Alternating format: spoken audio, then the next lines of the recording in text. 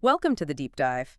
Today, we're really getting into the weeds on Indian defense shipbuilding. Yeah, looking at where things stand and where they might be heading. Exactly. We've got this pretty detailed defense sector report focusing specifically on the Indian shipyards.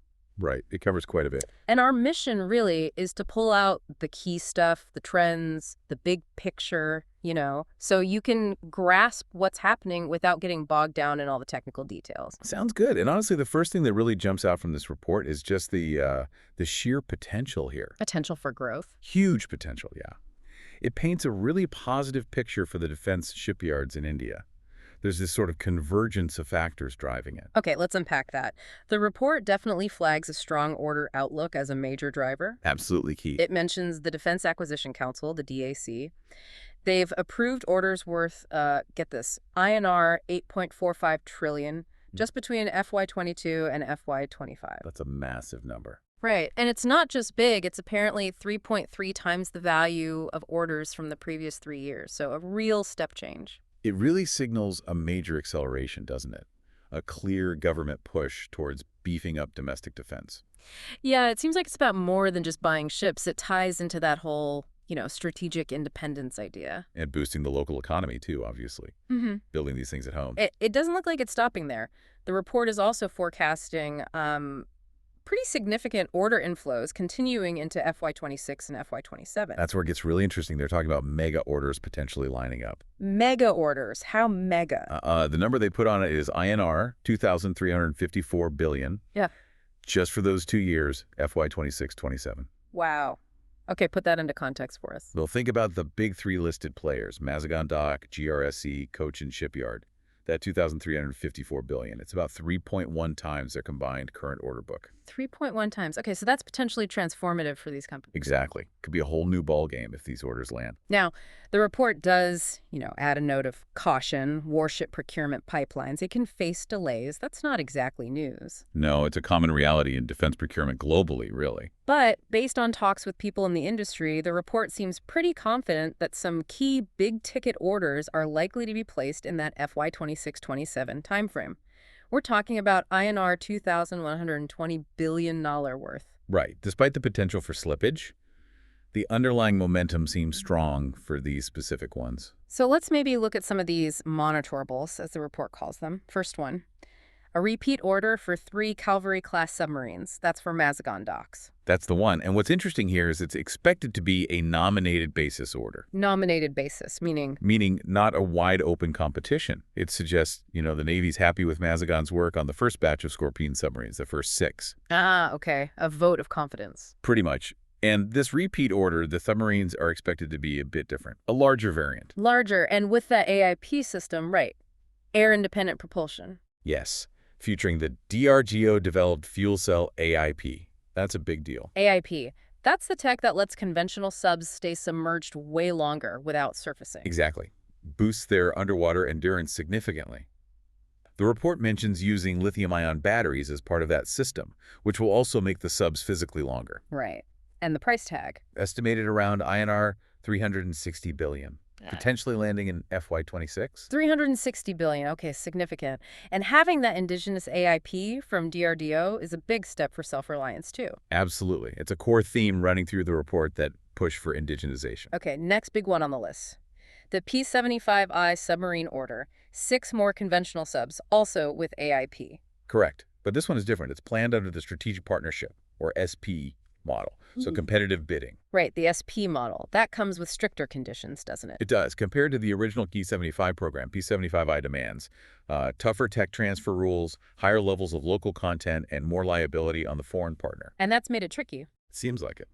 The report notes the competition basically narrowed down to just one bidder left standing. That's the MDL Thiessen Krupp Marine Systems, TKMS, Consortium. Just one bid, so a lot riding on that. Definitely. The report is, let's say, conservatively expecting it to be finalized maybe in FY27. And the value? Around INR 700 billion. Huge contract. 700 billion. Wow. And that strategic partnership model, it's really about building up Indian capability, not just buying off the shelf. That's the core idea, yes. Yeah. Forcing collaboration to build domestic expertise. The fact that only one bidder is left might show just how challenging those requirements are to meet. Okay, moving on from subs. Next up, next generation corvettes, or NGCs. Right. A planned class of 8 anti-surface warfare ships? Armed with missiles like BrahMos. And stealthy? Supposedly, yes. Hmm. Advanced stealth features are expected. These are important for, coastal defense, taking out surface threats. And the project value? Around INR 360 billion, or USD 4.5 billion. So where does that stand? The report suggests price bids could be opened in the first half of FY26. And interestingly, the lowest bidder, the L1, gets to build 5 out of the 8 ships. Ah, so a real incentive there to bid competitively. Keeps the costs down, presumably. That's the idea. Okay, and the last major one in this near-term outlook, the P-17B frigates. Yes. These are expected to be a step up from the current P-17A class. More advanced, more powerful weapons. Got it. And the potential order size? Well, the initial approval, the acceptance of necessity, or AON-N, came through in September 2024. Based on that, the report estimates a value around INR 700 billion. Another 700 billion. Okay. Also, competitive bidding. Yes. L1 bidder gets 4 ships this time. And the timeline. They expect the request for proposal, the RFP, maybe by the end of 2025. Price bids could follow by mid-2026. So quite a wave of potential orders stacking up for FY26 and FY27. Let's switch gears a bit, talk about the investment side. Defense stocks. They had a bit of a dip, didn't they? July 24 to March 25. They did see a correction, yeah. But then they bounced back pretty strongly in April. What drove the rebound? According to the report, it was a mix of things. Geopolitical tensions flaring up near India, plus the government actually approving a chunk of defense orders around that time, about INR 540 billion worth. So real-world events and government action feeding directly into market sentiment. Absolutely. It shows how sensitive the sector can be to both strategic shifts and policy decisions. And looking longer term, the report seems positive on earnings potential driving valuations for the shipyards? Generally, yes. The expectation of that strong order flow translating into earnings growth underpins a positive long-term view. Though it does differentiate a bit between the companies. Positive on Mazagon Dock and GRSE, but a bit more cautious on Cochin Shipyard. Right, Cochin's outlook is kind of tied to that big question mark over the second indigenous aircraft carrier, IAC-2. Ah, because building an aircraft carrier is such a massive long-term project for them. Exactly, huge revenue implications. So if that gets pushed out significantly, it creates more uncertainty for their specific pipeline compared to the others. Okay, let's dig into those order books. It's interesting. The report says the combined order book for MDL, GRC, and CSL was actually pretty flat since FY19, even though revenues went up. How does that work? Yeah, it seems counterintuitive at first, but the explanation is basically twofold. One, delays in landing those new mega orders we talked about, like P75I and IEC2. And two, they were busy finishing up major projects that were ordered way back, between 2010 and 2020. Like the first aircraft carrier, ISU-1, and the first Scorpion subs. Exactly. So revenue was coming in from executing those older, large orders, but the new large orders weren't flowing in at the same rate to replenish the overall book during that specific period. Got it. But now with those huge DIVC approvals we mentioned earlier, the ones that tripled the pipeline value, the expectation is that the order books will start growing significantly again. Precisely. Those approvals are the first step. Once they translate into actual signed contracts, you should see that order book figure climb substantially in the coming years. Makes sense. What about looking even further out, beyond FY27? Does the report see a healthy pipeline? It seems quite robust, actually. They mention more potential large orders for submarines and destroyers down the line. Like what? Well, 8 next-generation destroyers under Project 18, or P-18. These would be the successors to the current P-15B class, estimated value. Maybe INR 800 billion. P-18, okay. That shows long-term planning for fleet modernization. Definitely. And then there's the P-76 program. This is really ambitious. 76? Yeah, the plan is to build 12 submarines, but this time fully indigenously designed. Not just built, but designed in India. Ah, a major step up in capability. Huge. They're aiming for a prototype by calendar year 2028. And the potential value could be anywhere from INR 1,200 to 1,500 billion. 1.5 trillion, just for those subs. That's the potential scale, yeah. It underlines that commitment to self-reliance, or Katmanu Bharat, in critical defense tech. And what about the aircraft carrier situation, IAC-2? The report expects some kind of firm plan for the third carrier, IAC-2, to emerge by around calendar year 2028. The idea being it would need to be ready to replace the INS Vikramaditya by about 2038. Okay, so maybe some near-term uncertainty, but the long-term need seems acknowledged. Carriers have long life cycles, and you need to plan replacements well in advance. That seems like a logical time frame. Let's shift tack a bit. Ship repair, that's flagged as an emerging opportunity. Yeah, a potentially significant one. The global market is projected to hit, USD 40 billion by 2030? And India is well-placed geographically, right? Lots of shipping lanes nearby. Exactly. Huge amount of global trade passes relatively close to India. Plus, there's the potential to service not just our own Navy, but also ships from friendly navies, like the U.S. Navy. Which brings us to that MSRA, the Master Ship Repair Agreement. Mazagon Dock, L&T, Cochin Shipyard, they all find these with the U.S. Navy. They did. And that's a really big deal. The report calls it a major vote of confidence, and I think that's right. Because the U.S. Navy standards are famously high. Extremely high. They wouldn't sign these agreements without doing very thorough checks on capability, quality, security, everything. It basically validates that these Indian yards meet global standards. And opens up a potentially large market. Potentially, yes. The report throws out a figure of maybe a USD 8 billion market opportunity for India in naval ship repair from this. Plus, ship repair itself is maybe a better business in some ways. Higher margins. Recurring work. Generally, yes. It tends to be higher margin than new builds, and you can get repeat customers.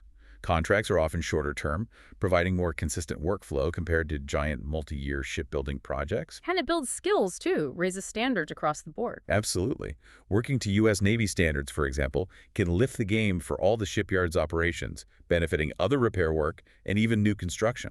Seems the government is also keen on this whole shipbuilding hub idea. The report mentions high-level visits to places like South Korea. Yeah, a delegation went to check out yards like Hanwha Ocean, learning best practices, looking for collaborations. South Korea being one of the world leaders in shipbuilding. Right. And interestingly, the report notes that Korean yards are actually facing some labor shortages themselves. They might even be looking to partner with Indian yards to offload some of their work. Oh, that could be a real opportunity for partnership then. Mutually beneficial. Could be, yeah. Timing might be quite good. The report also lists a whole raft of government measures aimed at boosting the sector. A maritime development fund. Yep, with a corpus of INR 250 billion.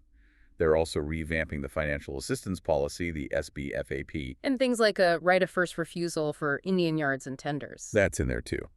Plus, prioritizing local content under Make in India. Extending duty exemptions on raw materials, expanding the tonnage tax scheme. Okay, so it sounds like a pretty comprehensive policy push, addressing finance, procurement, costs. It does look like a concerted effort, tackling the issue from multiple angles to make Indian yards more competitive and encourage domestic building. Of course, it's not all smooth sailing. Challenges remain. The report points out things like delays in getting critical components. Yes, supply chain issues can definitely be a bottleneck, especially for complex imported systems. And environmental regulations. Green shipbuilding. That's a big one. Meeting the IMO's rules requires investment in new, greener technologies. It's a challenge, but also an opportunity to innovate. Plus, just the sheer competition from the established global players. China, South Korea, Japan. They're tough competitors, no doubt. Huge scale, decades of experience. And the need for skilled people. Naval architects, marine engineers. Crucial. You can have the best policies and infrastructure, but you need the highly skilled workforce to actually design, build, and maintain these complex vessels. Investing in training is key. There's an interesting point about PSUs versus private shipyards for naval orders. The report suggests public sector undertakings, the PSUs, have an edge. They generally do, especially for the complex warships. The reason boils down to the nature of the work.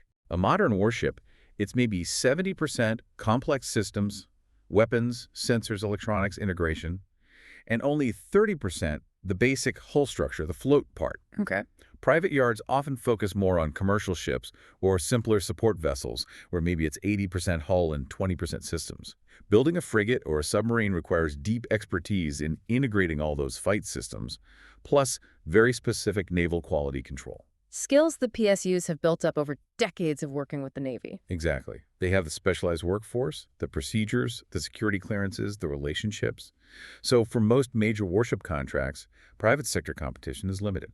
With L&T being a bit of an exception, involved in nuclear subs. Right. L&T has carved out a niche in that highly specialized area, working with the government programs there.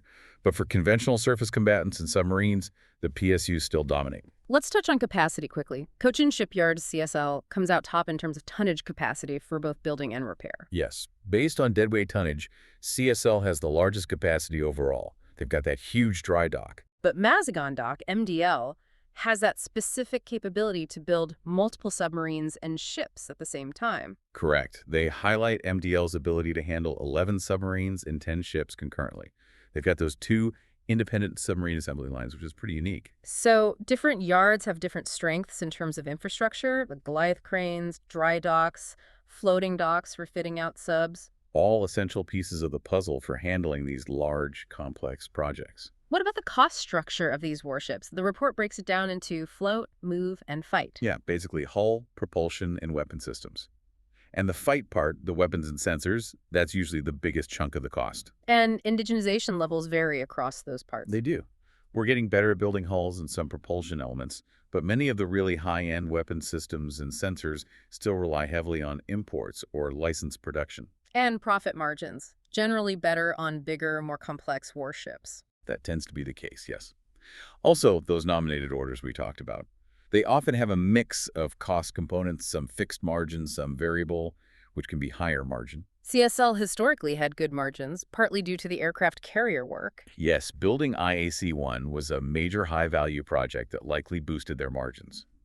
GRC's margins have sometimes been lower, perhaps reflecting a mix skewed towards smaller, less complex vessels. And profit isn't recognized evenly, right? It follows an S-curve. Correct, tied to shipbuilding stages. Slow at the start during design and setup, accelerates during peak construction, then slows again towards completion and delivery. The report also mentions things like D448 liabilities and liquidated damages. Quick explanation. Sure. D448 liabilities are basically outstanding contractual items found during final trials, after the ship is delivered but before formal commissioning. Final payment often waits until those are sorted. Okay, and liquidated damages, or LDs. Those are penalties the shipyard pays if they cause delays. If the delay isn't their fault, say, due to late supply of government-furnished equipment, they might get those LDs refunded. Got it. And payments are usually staged. Typically, yeah. Maybe a small advance, then milestone payments as work progresses, reaching maybe 85% by sea trials, with the final bit held back until all liabilities and guarantees are cleared. Okay.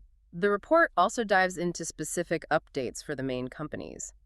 Mazagon Dock, for instance, expecting its order book to grow significantly, maybe 5x by FY27. That's the projection, based on those potential submarine orders, the Cavalry Repeat and P-75I. They're the leader in conventional subs, doubling capacity, pushing into ship repair with the U.S. Navy MSRA, even looking at exports again. And Cochin Shipyard, CSL, largest capacity, best place for ship repair. Definitely a leader in repair potential. Great location, big infrastructure, the U.S. Navy MSRA. They've even signed an OU with Dry Docks World in Dubai to collaborate on repairs. But their near-term new order pipeline looks a bit muted because of the IACC uncertainty. That's the main issue flagged, yeah. Near-term revenue growth will likely come from existing orders, like the frigates they're building now, and ramping up that repair business. Finally, Garden Reach Shipbuilders and Engineers, GRSE, they specialize in smaller warships. And they export. Yeah, first Indian yard to export warships. They focus on things like frigates, corvettes, patrol vessels. They also have a strong order pipeline projected, hoping to win repeat orders for those next-gen corvettes and maybe the P-17B frigates. And expecting strong earnings growth soon from delivering the P-17A frigates they're currently building. Correct. Those deliveries should significantly boost their top line in FY26-27. They're also working on increasing their capacity. The report also hopefully outlines the whole naval ordering process, step by step, from identifying a need in the capability plan. Through getting the A-on-N from the DAC, assessing shipyard capacity, maybe nominating a yard or running a competition. Price negotiations, final financial approvals, placing the order. It's a long process. It really is. Years, from initial concept to signed contract. And it briefly touches on submarine construction stages, hull sections, joining them, launch, outfitting, trials. Yeah, it gives a sense of the complexity involved there, too. Then we already talked about AIP, air-independent propulsion, but the report does emphasize how central it is, especially for P-75I with its tough requirements. Absolutely. It's a key technology differentiator for modern conventional submarines. It wraps up with some useful comparisons to Indian Navy fleet size versus Pakistan, China, the U.S. Give some strategic context, yeah. And a look at what types of ships India has actually added to its fleet since 2000. So, yeah, like you said, a really comprehensive report. Lots to digest. Definitely covers the ground well. Okay, so let's try and pull it all together. The big takeaways from this deep dive. Well, I think number one is that the Indian defense shipbuilding sector looks poised for some pretty serious growth. Driven by those strong order expectations, right? And the government's push for indigenization. Exactly. Plus, that emerging opportunity in ship repair, especially with the U.S. Navy agreements, that adds another dimension. But challenges remain. Supply chains, green tech, global competition, getting the skilled workforce. For sure. It won't be easy. But the overall direction, the long-term outlook, it seems pretty positive for the domestic shipyards. Right.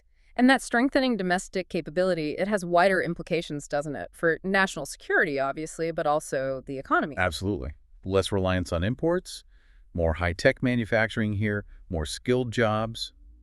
It's a strategically important sector on multiple levels. So maybe a final thought for you, the listener, to chew on. As India ramps up building its own complex warships and submarines, what other industries might get pulled along? Think about advanced materials, specialized electronics, complex software. Where could the ripple effects be felt across the wider Indian economy? Something to ponder. Good question. It's rarely just about the ships themselves. Indeed. Thanks for joining us on this deep dive.